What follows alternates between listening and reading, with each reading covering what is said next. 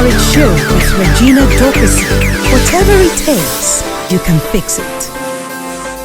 Hello, welcome to another episode of Spice the Marriage Show. My name is Regina Dorcas. Today on the topic, we're still talking domestic violence, which has become an epidemic in our society. We'll be talking to the Deputy Commandant General in charge of Crisis Management Directorate of the Nigeria Security and Civil Defense Corps, in the person of Dr. E.A Adeoye. But we will meet him after the break. We'll be right back.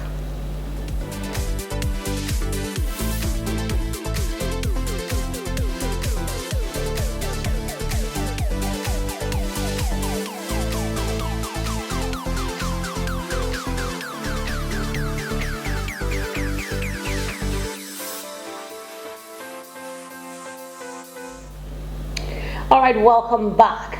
Like I said, we'll be discussing domestic violence, and we are talking to the Deputy Commandant in charge of crisis in Nigerian Security and Civil Service Corps.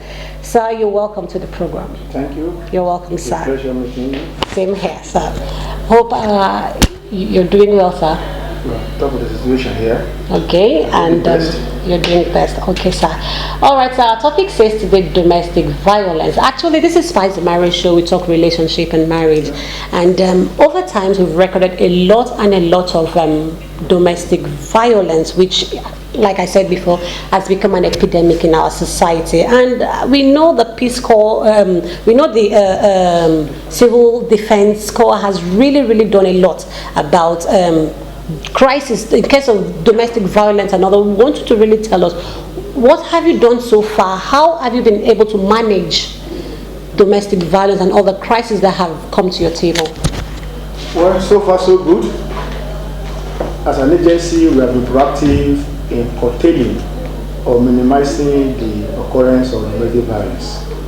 For us to understand essentially what domestic violence entails, you need to understand violence itself. Yeah. What that has not been domesticated. Violence, in a very paraphrased manner, could be described as an action or behavior that is unleashed on the recipient or the victim for the purpose of intimidating, to ensure that the victim succumbs to the wills and purposes of the person that has acted such. Let me break it down. Okay. You may do that by way of action, that is physical injury. Do that by way of your body language to the recipient of your behavior, or may boil down to domestic violence. Yeah. And that violence is not the one you see on the highway and the one in the northeast that you have known as Boko Haram. It's a kind of violence too. But now we're talking about domestic violence, the one that happens within the confine of habitation. Yeah. That one is suppose that we have the husband, the wife, children, and other dependents or other relations. Now, this is a multifaceted aspect. Over the years, it has been seen that men alone do violate their wives. But we have seen that women do also violate their husbands too, and also fathers and mothers do violate their children. Let me leave it to that level so that we will not take much of your time. You see, we have physical violence, psychological violence, sexual violence, emotional violence. All these ones, if there is time, I will explain how it one by one happens. Okay. But the essential is that the one that is violating somebody is there to make the listener or the recipient of that action to succumb to his intention. That's the bottom line. Okay, sir. Have you people recorded cases? Have people been coming to complain about yes cases? Look, let me give you the structure of our organization. Okay. I'm here in Abuja, the DCG Crisis Management Directorate, Civil Defense Headquarters. We have our zone offices, we have the state offices, and local government offices. In all at each level, we have a department called Peace and Conflict Management that have been trained and are still undergoing training to handle both the classical conflicts and domestic violence, which are an integral part of general violence. Wow. And we go for seminars and we have intervened in various forms of violence. We have, for last year alone, we have about 14,000 recorded cases where we intervene and resolve the crisis. We have some between the father and the children, some between the mother and the children, some between the husband and the wife. Now, Let me step into some arena in terms of the conflict between the husband and the wife. Some of these ones, they do not want to tell the imam in the mosque or the pastor in the church because they feel it's a secret area. Number one thing that I've observed that sex is a very potent factor that have precipitated domestic violence. Okay. We have seen when men want to have fun with their wives, the wife make complaint of being overworked, being tired, and all whatnot, and there will be a dichotomy on the bed. The wife be facing the wall, the man will be itching to have the normal food.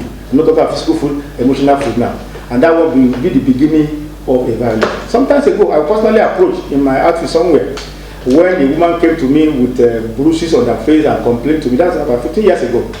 Mother, what happened? She was initially reluctant to tell me. Later, she opened up because I persuaded her to open up to me. That her husband beat her because she was telling the husband that she could not endure sex with the man. The man persuaded her and she went to be persuaded. And the next thing, the man was to give her a little panabiti, which was not the best. But the man was trying to ventilate his anger for the woman, which was not a coordinated one. And women also, they may want to deny the husband because of the behavior. He didn't have enough money, or the way he behaved before he left today was not the desirable one. They may deny him food when he comes back. They may deny him greeting when he comes back. There's a saying that welcome sir is a part of a voluntary relieving method on the part of the wife to the husband. At times, a complete abstinence from greeting is a violence. The man went out this morning, he's coming back, you don't look at him and do just snubbing, eye contact method. All those ones can culminate in domestic violence from the woman to the man. And men are often accused, or not accused, are often found wanting in terms of physical beating to their wife because they are more muscular, they are more energetic. But the other one that the women do too that you will not notice because they are not as energetic as man, they may deny you sex, deny you greeting, deny you embracement, deny you a lot of things. It's a violence. Because as the man in the house, the chairman of that house, the woman is the vice chairman according to a local classification. If you deny your husband a welcome disposition, it's a violence. Deny the sex, deny the food, deny that kind of essential thing that you only take place between the wife and the husband. It's a violence. And again, between the wife and between parents and the children, you bully your children unduly. It's not allowed. Instead of talking a gentle what's wrong with you? Or the lady or the child will be scared and he will withdraw. That will lead to depression. Okay, sir. You said you have different organizations, different offices that manage all this crisis. But so far, what measures have you people put together to help manage all these little crises that comes around? What we do as a routine, every state command and every state department of peace and conflict must remit to me the outcome of their seminar or workshop they have conducted every 4 months in the state. And what they do what we call community town hall meeting. Okay. And when we notice that the growth in the community in the violence within the family or domestic area is becoming a little bit unacceptable, they repeat that thing frequently to bring them to focus, bring the family members, the children, the teenager, the adult, and the parents to a forum of this thing. I'm telling you, we'll tell them what are the causes, what are the implications, what are the dangers, and what are the ways forward to ensure that these things are not allowed to go unabated. And many of them have confessed that they have been blessed with their activities. This is a way of making peace at the grassroots level. We don't allow them to get to a level, get escalated to a level of violence. But by the time we nip in the bud at that primary stage level, then you see a kind of overt peace. But in a case where you already have violence going on in that particular or in a particular home, yes, how do you manage it? Good.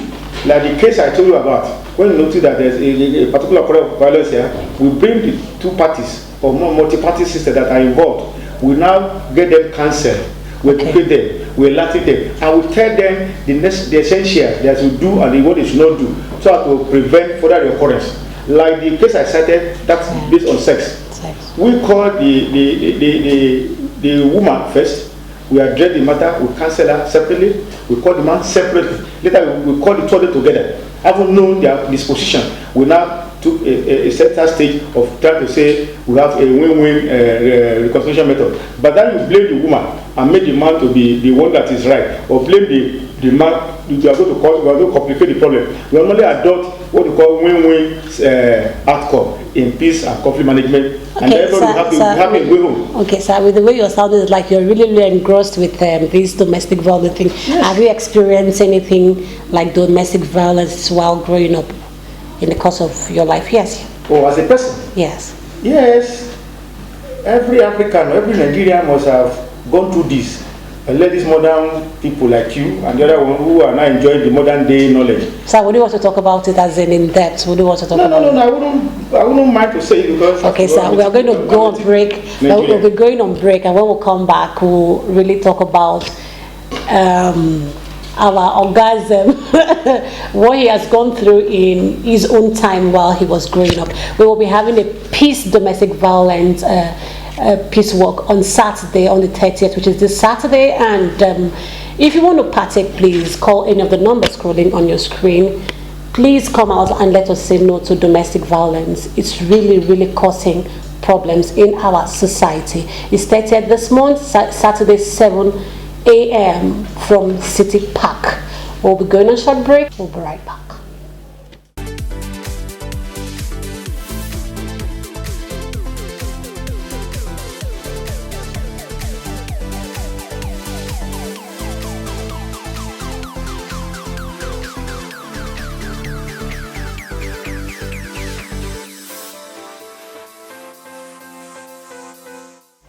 All right, welcome back. If you have any question or any contribution on this topic, please feel free to send us a text on any of the numbers scrolling on your screen, or follow us on all our social media platforms. Don't forget to keep a date with us, 7 a.m. this Saturday on our Domestic Violence Peace Walk.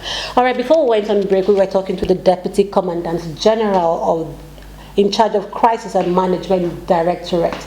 He's been talking to us about domestic violence and how to manage it. But so far, so good. He's gone through a little bit of it. Let's hear from him what he has to say and how he managed his own domestic crisis when it came. So you're welcome to the program. Well, I want to make a point of pressure. I'm not telling you that I'm managing my own domestic violence. No. I did not say. I said how you managed it. Okay. That's what I said. I remember some years back in the late 70s or late 60s. I was in primary school. I was born to a literary family who are farmers. After the school, you have to go back to the farm to help them fetch firewood or yam or whatever. So that day, I remember I refused to go to farm. After school, I was playing football. My parents expected me in the farm. They didn't see me. When they came in the evening, they asked me where I was. I told them I was on the field playing. They told me that I would go to eat that day. I would eat that football in the night. So when the night came, they didn't give me food. I made effort to appeal to my mother. My mother frowned. My father did not give me chance, so I slept hungry that night, which did not go down well with me. I felt I was violated. I couldn't do anything about it. When I became stranded, I had to obey their instructions against my own wish. I had to bend down because there was no other way I could get food than to go back to my mom. The following day, now my mother spanked me and gave me a knock on my head and later told me I would not do it again. So they gave me the breakfast. That's the first episode. Another one like that. For the same thing, I left school instead of me going to the farm, and I refused to go.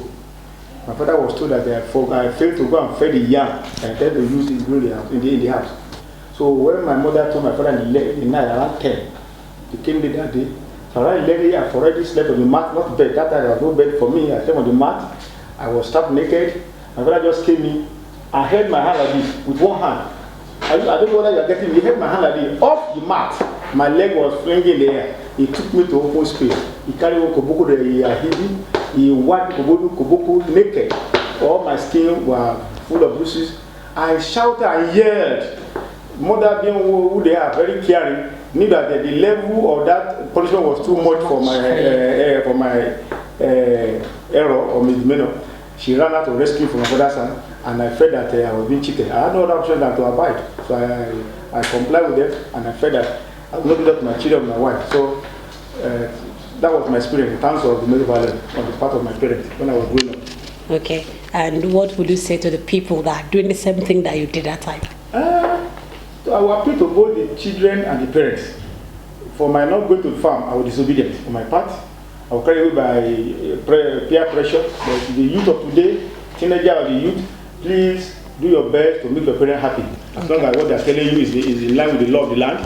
And parents, don't think because you provide them economic factors like food, money, and co, will not make them forcefully to obey you because of will and caprices. Let there be a leverage, let there be a kind of shifting. You shift from your extreme end, the church will shift your head and to the corpus. Nobody has it all. A woman has what the man needs, and the man has what the woman needs. Therefore, there must be compromises. Nobody should claim totalitarian position on anything you are gifted or endowed with. That's my position. To make peace, make sure you don't assume monopoly of that thing that God has endowed you with. Okay. When you get to a conflict situation, you sort out who are the stakeholders. The man is there, the first one, the second one. When you now identify the stakeholders, you know whether there are other parties there or not. You call them shadow parties or the top parties. You now find out by way of narratives. You tell me your story. You tell me your story. From there, we now mirror what are the role, what should be the role of the father, the husband. What are the roles of those who are wives? You give me a case of polygamy now.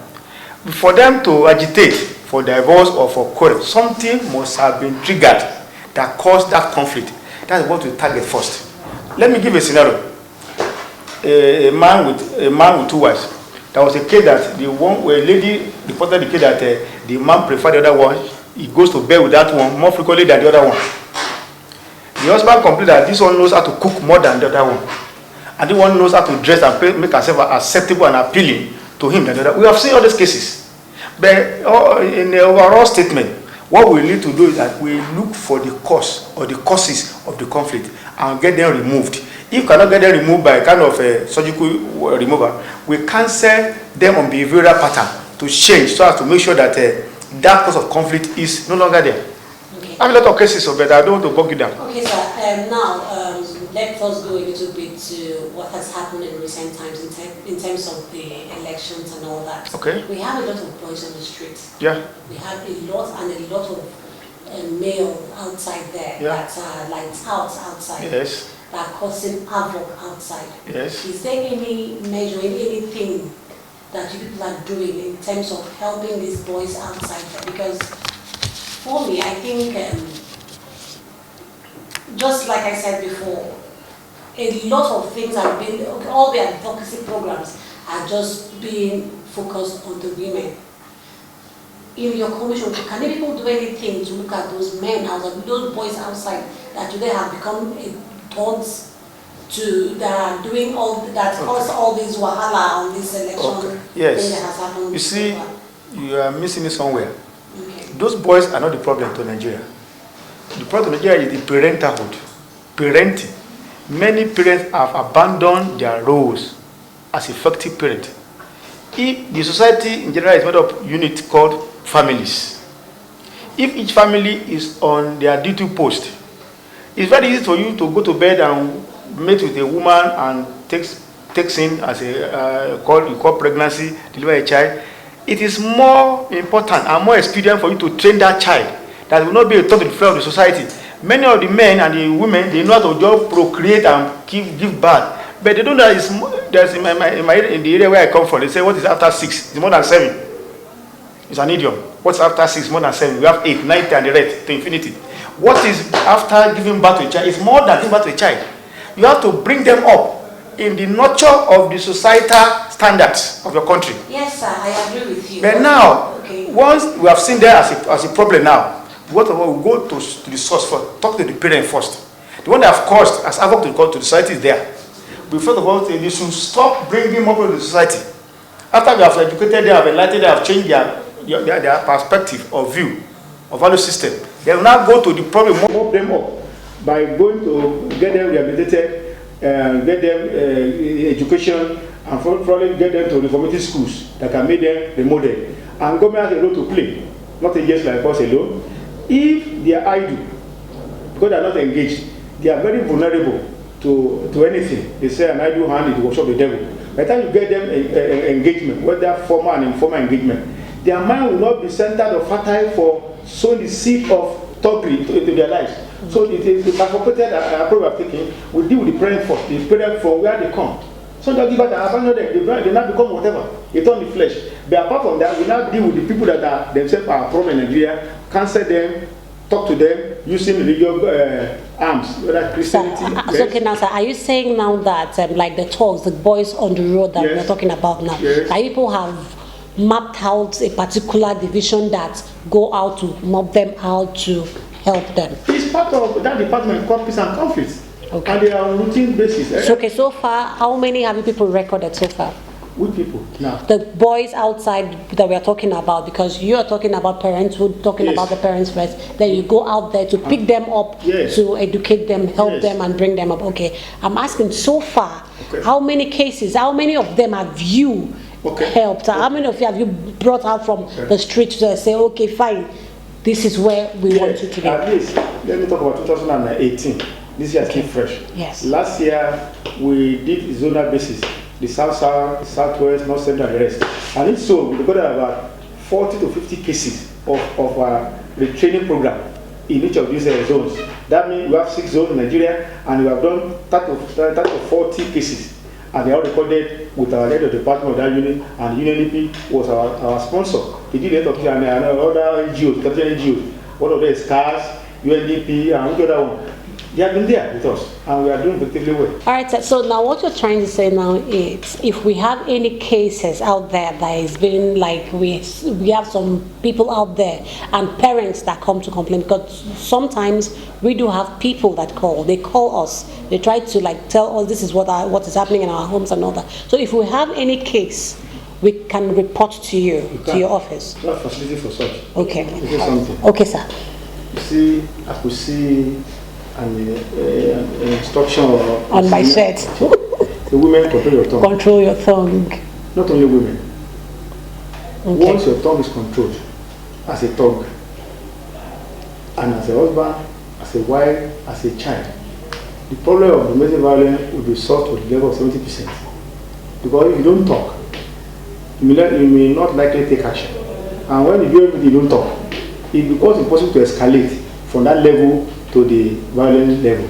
So my first advice is that people should mind what comes out of their mouth. Okay. Tongue's control is in scripture that I believe in. By the time you rule over your tongue, then you have made the peace. Okay, sir. Sir, how long have you been married? Why are you interested in my marriage? I will share you the news. No, it's our routine. It's not something. Okay. I've been married for the past 31 years. 31 years. So we want to celebrate you on the 26th of June. That's number one. Okay. And I want you to you've been there for 31 years. And I think you've seen the up and down, the good, the bad, and the ugly, and you're still standing strong. Okay. By the grace of God. Now, I want you to look into the camera and give advice to those people. A lot of people are coming into marriage. Marriages are breaking by the second. People are getting married today and breaking up the next day. Though a lot of people will say, a lot of people are saying, I don't want to get married. Some people are saying, marriage is not for everybody. And all that. A lot of things are happening in marriage. But you've been there for 31 years. I would want to give a word of advice to those people out there that are trying to get into the institution, and those that are already there that are going through one or two misunderstandings. Okay. As you are talking, my brain was booting, casting memory back to the last 31 years. First and foremost, I want to say, for you to survive in marriage, whatever your religious inclination, you must believe in God as the author of your family, author of that marriage. When you premise everything on God, and you take time to learn about the duties or your roles as a father, or husband, as a wife, you will strive hard to keep those things with the grace of God helping you. Now, there's nothing like in this world called ID marriage. Nothing. Tell anybody in the world, I'm ready to tell everybody, there's nothing like ID marriage or perfect marriage. What it means that the two of them must learn how to tolerate each other, themselves, how to give allowances. We did that the people born by different parents, they're not coming together to become one. Then, for us to become one, you must give allowances. That person is not like you. You're not like that person. So you must give room and tolerate. If you spend 20 years in courtship, rather, You will not get your spouse well. You will not until you come together in other marriage. That's how you know who you have married. A lot of things that I think of occasion will not allow me to be telling you the nitty-gritties. But once you made up, I'm going to this thing, a journey of no return. You know that when I shut, I won't open again. That one will help you to endure whatever you find inside. I've been there for the past 31 years, glory to God. It doesn't mean that I don't have some hiccups. I don't see things that disappoint me or disappoint her. That's my spouse. But we have made a vow that we want to remain. We always strive to make sure we remain, not to strive to separate. So that binding vision that we have come to stay.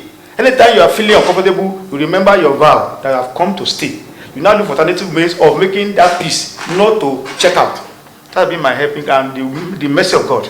Okay, so you're going to do something okay. for us. And I know this woman you're really talking about, she has been a very strong woman behind you. Very, very, very strong. Okay. Solemn. So please, what do you call her? I call her anything I want to call her, depending on my circumstance. Okay. The first name I call her is Mommy. Mommy of the house. Okay. I need you to look into the camera and talk to Mommy. Tell Mommy thank you. All those things that maybe when you look, because she has gone through it. How many kids do you have, sir? I have 4. Okay, 4. To have even one is not a joke. Not to say good. The first one, there's no twin, right? No twin. Single gone 4 times. Yeah. Okay. And it's not been easy. And I know you men are strong men. You people are just so wonderful men. More so in uniform. So wonderful men. So I know you people have made us to go through a lot sometimes, but we still endure. Yes. So we have to keep the home. Kudos to her. Hi. So now I want you to look at the camera and say something very nice to her. Okay. To say thank you for all these years. Because if she did not endure you, she wouldn't have stayed. I just have to praise her. During my traveling period, she stood by me. Okay. You know that she feared God, she had divorced me, but she made up her mind to stay with me in thick and thin. Today, we thank God that we have overcome our wilderness experience. Then, when they were terrible with me, she stood by me. She would not complain. She would endure. She would tolerate. She didn't see me as a poor person and this one has no future. She stayed. They would call her and say, can't you see? This is the person you are staying with. Say, leave me alone. God has told me to stay with this man. But today, we thank God. So I need you to talk to Mommy and tell Mommy thank you. Mommy, thank you. I appreciate your effort. I appreciate your tolerance, endurance, and love, care and concern, and that good soup, good food. My wife is a good cook. Okay. She's a good cook. What I eat, I don't eat any other place. I give to her 100%. Tolerant, very quiet, patient. Unlike me, who is not like her, but she allowed me to behave my behavior. Yeah, no cause for alarm. Like some of the senior citizens will say, fellow Nigerians, I'm here today to invite you to the Saturday event. It's going to be very rewarding because by the time you make peace at the home levels, you are making overall peace in the nation. When you come for such a conference or a workout, you learn more. You don't know it all. By the time you share, especially with other people, your mind will be made open. You now assimilate more knowledge in how to keep home, how to make it healthy. I encourage you again, don't fail to come, don't despise it, don't look down on them because there are many things you don't know about. I've been 31 years in marriage and God has been helping me. No divorce, no separation. My children are well brought up. I bless God, 2 doctors, an engineer and a pharmacist. And they're doing well. And then the faith that they chose. So it takes some things to put in. So we'll come and learn those things to put it to make sure you have good outcomes in terms of children and your relationship. Thank you and God bless you. Thank you very much, sir. Thank you so much for honoring this interview. Thank you. And being a part of us. Thank you so much. It's a pleasure. All right, thank you. All right, thank you so much, my wonderful viewers out there. You've heard all we have said about domestic violence. Women, like it is said here, control your tongue. It's not just for the women. It's for the whole family.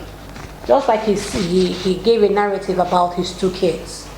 It's not everything that we have to open our mouths to talk. They say silence sometimes is golden. We'll be having a peace walk on Saturday by 7 a.m. from City Park. Please come out. Let us work together. We can't do it all by ourselves. Your marriages, yes, is breaking. A lot of things are happening. But when you come out and we sit down and we talk about, there are some things you don't know in your marriage that we can sit down and talk about, and we learn from each other. So please keep a date with us on Saturday from City Park, where we'll do our domestic violence peace walk. I want to say a very big thank you to the Deputy Commandant General of the Nigerian Security and Civil Defense Corps. I want to say thank you so much for coming on the program. So please keep a date every Thursday on Spice the Marriage Show. My name is Regina Doherty. Bye for now.